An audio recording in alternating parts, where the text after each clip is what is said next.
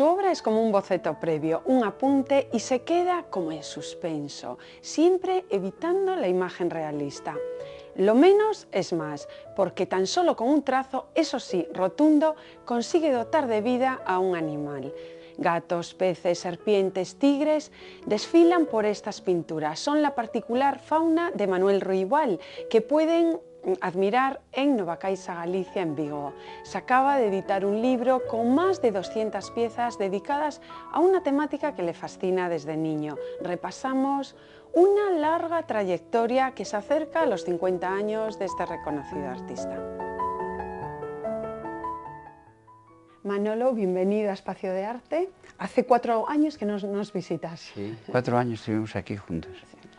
Bueno, ahora empezamos por un cuestionario breve para saber más datos sobre tu vida. Hombre de voluntad, tesón, asceta de la imagen, ¿también del gusto? Bueno, es posible, el gusto, como es tan repartido, es más difícil de autosaberlo, ¿no? Pero, bueno, lo primero sí que quizá ahora no sea tanto tenso como fui antiguamente, porque cuando eres más joven es una cosa, y uno se hace mayor y eres un poco menos valiente en las cosas, ¿no? Pero se bueno, va uno relajando. Sí, relajando bastante. Sí. Viajero empedernido, ¿dónde no has estado? Bueno, en muchos sitios, muchos sitios no he estado. He estado en muchos sitios, pero quedan otros muchos sitios por estar. Y alguno no me va a dar tiempo a estar, porque pasan los años y al pasar los años es difícil ocupar el mundo entero, muy difícil. Bueno, pero tienes que ir a Perú porque allí está una de tus hijas. Sí, Perú sí, tengo una hija allí y pienso ir, sí, pienso ir. Pateador de las riquezas del río Lérez. ¿Río? ¿Te gusta también la playa? Sí, me gusta la playa y el río, pero soy más de río porque cuando era niño yo aprendí a nadar en el río, no en el mar, porque aunque el mar no estaba lejos, de aquella 20 kilómetros de distancia era mucho, porque había que ir en bicicleta y tal. Entonces yo aprendí a nadar en el río, y el río tengo un cariño. De verano voy al río a bañarme, a La Maquira, que es un sitio muy, muy bonito, muy turístico, hay mucha gente allí. Y sigo yendo por allí, sí. ¿Cuántos amigos se hacen en el largo camino de la vida y del arte? Bueno, se hacen buenos amigos, a veces se encuentra alguna trampita por el medio también, una zanganilla, y hay que saltarla para encontrar el amigo de verdad, pero bueno, eso pasa, a todo el mundo le pasa en la vida, ese tipo de cosas, ¿no? ¿Y experiencias enriquecedoras y frustrantes en el mundo del arte? ¿Alguna especial que menciones? Hombre, en el mundo del arte es verdaderamente complicado no encontrarte con obstáculos, ¿no? Pero también encontré con muchísimas satisfacciones a nivel de artistas, a nivel de galeristas, a nivel de coleccionistas. Encontré gente muy buena también, claro, hombre, si no quiere ir a la toalla.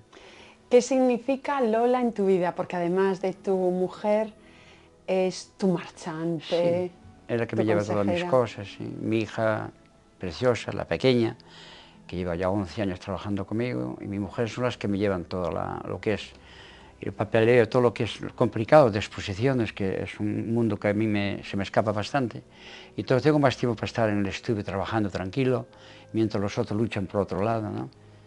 Y hablando de Preciosa, ese nombre lo llevaba tu madre. Sí, mi madre es Preciosa, sí. Y además por dentro y por fuera, ¿qué ha significado en tu vida? Oh, mi madre muchísimo, porque imagínate que, como bien sabe muchísima gente, yo soy hijo de soltera, entonces ella tuvo que hacer de padre y madre y trabajó muchísimo para educarme a mí, para que yo fuera al colegio, que en mi época no todo el mundo iba al colegio, muchos iban con las vacas, estamos hablando de una aldea, ¿no? Ya después, a los 17 años, marché para Madrid y ya emprendí toda mi carrera por mi cuenta, de una manera autodidacta. Pero hasta ahí fue mi madre quien realmente tuvo que luchar mucho para que Manolo Rivera estuviera ahora aquí. Sí. Y la música para crear, y también la música pero clásica, y para todo en la vida la música clásica. Bueno, a mí me gusta casi toda la música, el ruido no me gusta. Y hay música que es un poco de ruido, como pasa en el mundo de la pintura, que no todo te va a gustar, ¿no? Pero sí, yo soy amante del mundo de la música, y hay música contemporánea que me gusta mucho, incluso dentro de los clásicos contemporáneos. me gusta muchísimo, igual que la pintura. Sí. Y la pintura tuya rechaza todo lo superfluo, lo que está de más. ¿Qué hay de más hoy en nuestra sociedad? Bueno, pesimismo. Pesimismo. Yo creo que hay que tener esperanzas, y no es fácil, pero hay que tener esperanzas, y hay mucho pesimismo, eso es que sobra de verdad. Y no es fácil, sobre todo, si aplicamos una frase tuya que dice: en arte son muchos los llamados y pocos los elegidos. ¿A quién eliges tú hoy? Bueno, ¿te refieres a Artistas. artistas? Bueno, elegiría, no quiero dar nombres porque me resultaría un poquito, es un poco feo, no soy crítico de arte, ¿no?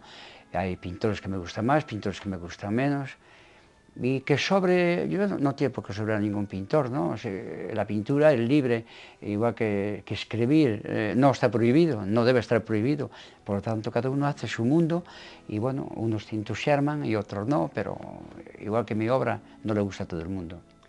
Y nos vamos a adentrar en ella, si te parece, sobre todo las piezas que estamos viendo en imagen. Supongo que estas culebras serpientes causarán en muchos espectadores un poco de repelús, sí. Pero no obstante, has vendido. Sí, ya. Sí, yo ya he vendido alguna obra de estas, sí, he vendido un par de ellas.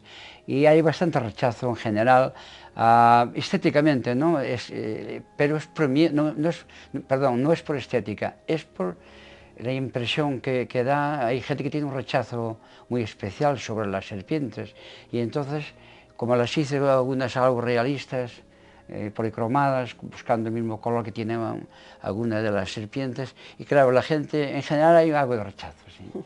¿Cómo se ha ido fraguando esta especie de enciclopedia particular de historia natural? Sí, bueno, yo no sé si antes dije esto, creo que no.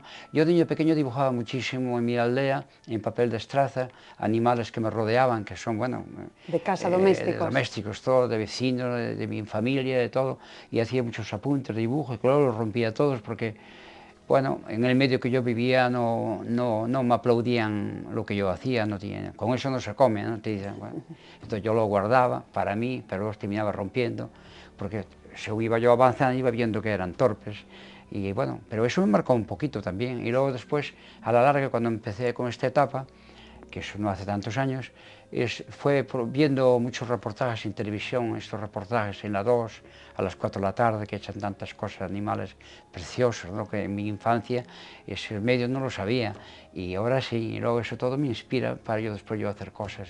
Y las andanzas, desde luego muchos de estos animales salen de las andanzas por la orilla del Lérez. Bueno, sí, a nivel de pesca, a nivel todo del mar, sí que hay mucho. Ahora una serpiente viva al lado mío, solamente la vi en los parques, nunca la vi al natural, sí, porque en mi aldea había culebras, pero no serpientes de 5, 6 o 7 metros, ¿no? ¿Hay lugar en esta obra para lo fantástico?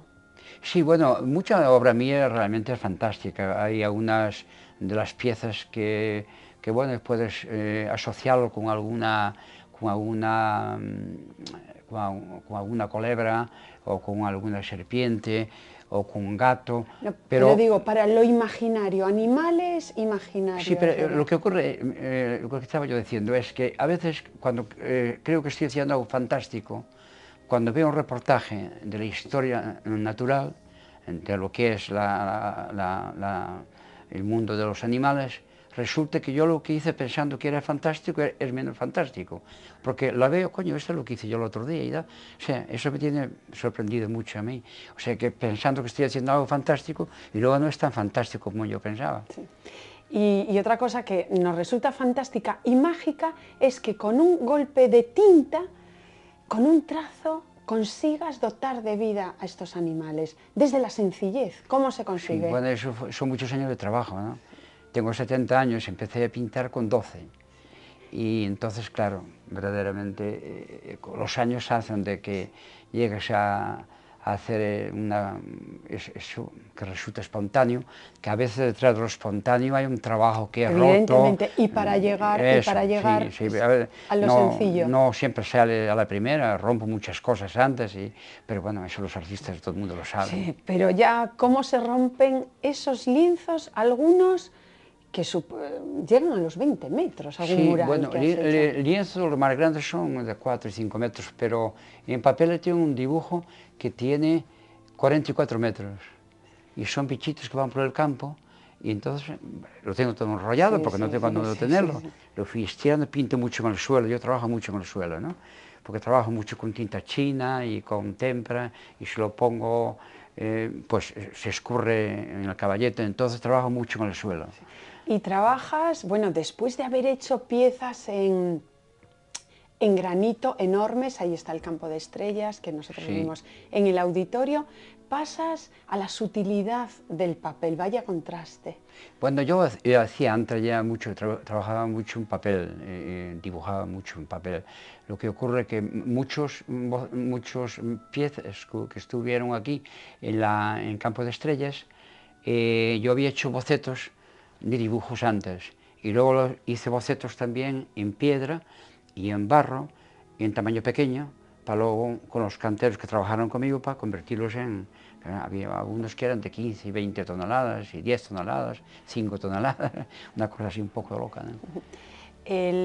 Ahora tenemos, bueno, es la exposición sobre la fauna, que no va sola, va acompañada de un catálogo en 2 ediciones, una más barata, al precio de 70 euros, pero realmente ya el catálogo en sí Es un es libro, una es obra un de libro. arte. No es un catálogo, Sí, es un libro. es un libro, Es pero un es libro. una obra de arte. Sí, Además, la edición más limitada para coleccionistas lleva una pieza... se lleva una serigrafía, sí, son 100 serigrafías con 100 libros firmados, numerados ante notario, y esos solamente son 100. Después hay los otros que se hicieron que son más normales, y esos son, creo que son 400 o algo así.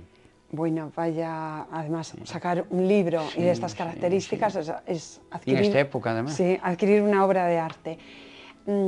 Manolo, la pintura es poesía. Háblanos de la relación de la poesía con tu obra. Bueno, yo escribo poesía, yo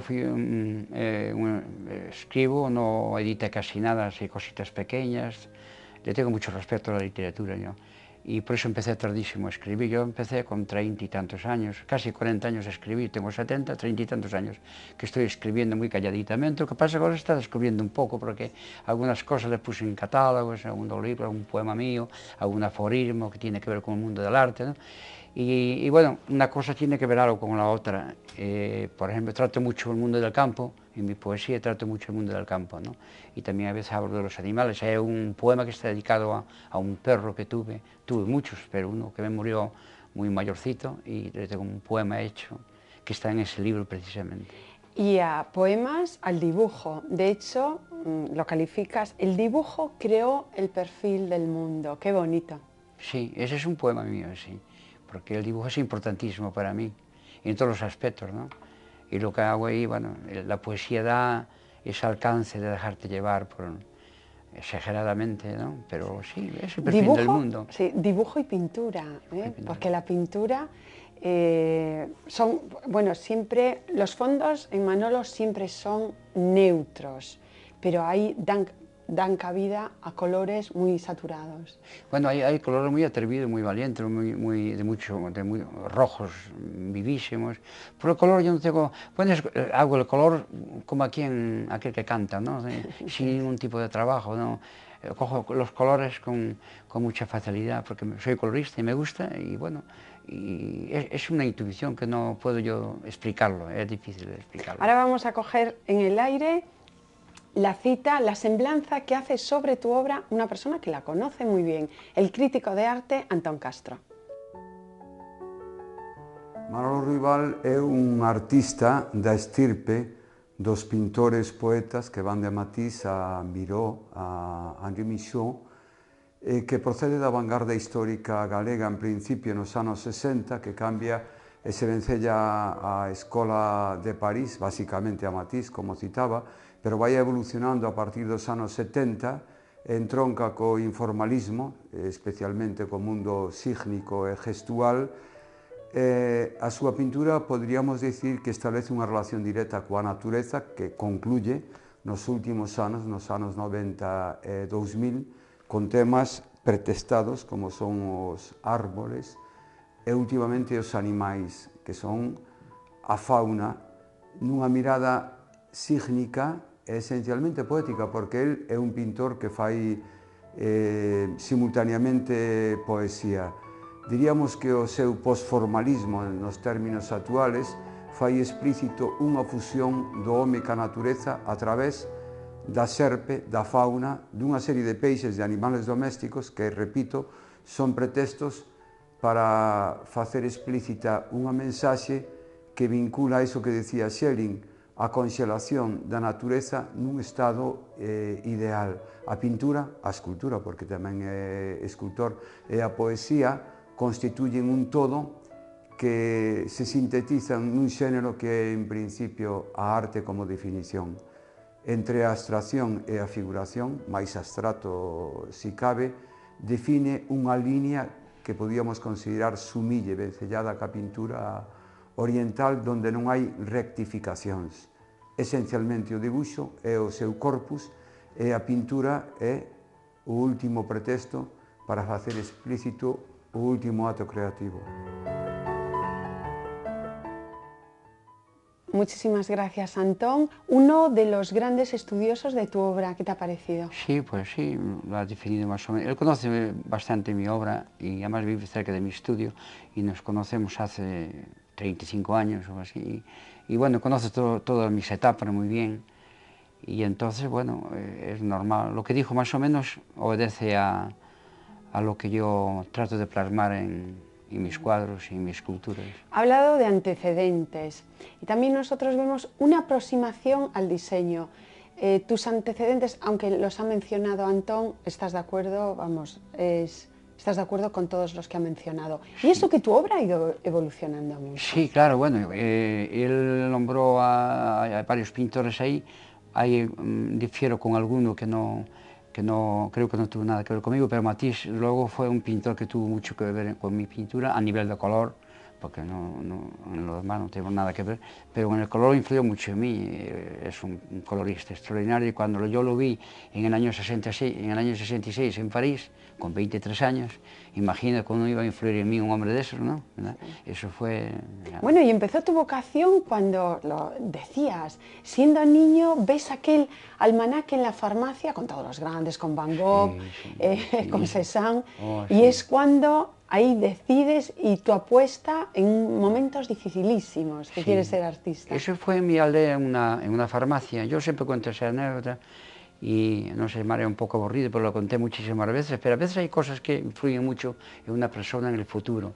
Es un almanaque de 12 meses, 12 láminas, y en cada lámina venía un cuadro de artistas, era sobre la pintura impresionista, ¿no?